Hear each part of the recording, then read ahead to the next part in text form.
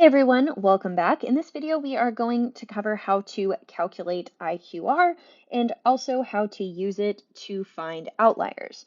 So basically, if we have the same example that we've already been working with, let's start by just calculating the IQR, which as a quick refresher is just your Q3 minus your Q1 value.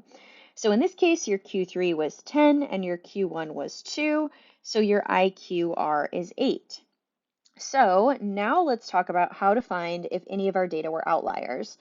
First of all, it's helpful just to conceptually understand what an outlier is. So basically an outlier is just a data point that doesn't make sense. It's extraordinarily higher than the rest of your data or extraordinarily lower than the rest of your data.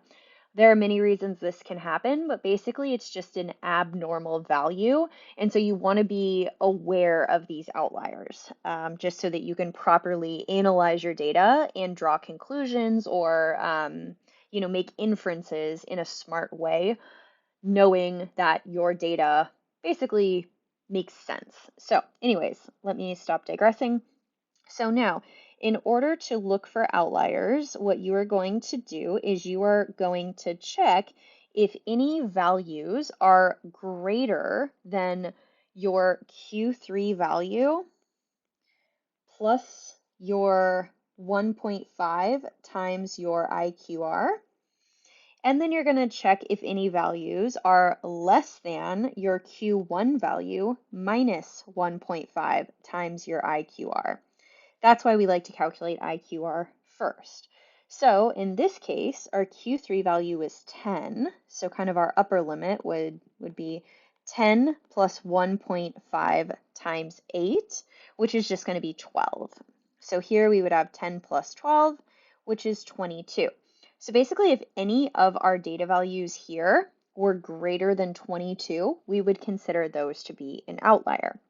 So that in that case, obviously we're looking at our higher values, right? But we also have to look at our lower values.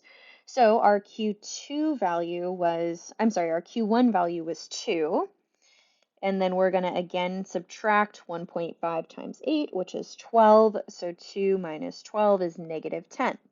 So this is our lower cutoff value. So again, if any of these values were less than negative 10, we would consider those to be outliers.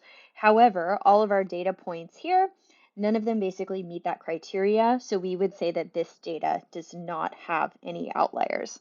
All right, thanks so much for watching. If you have any questions, leave them in the comments below, and I'll see you in the next video.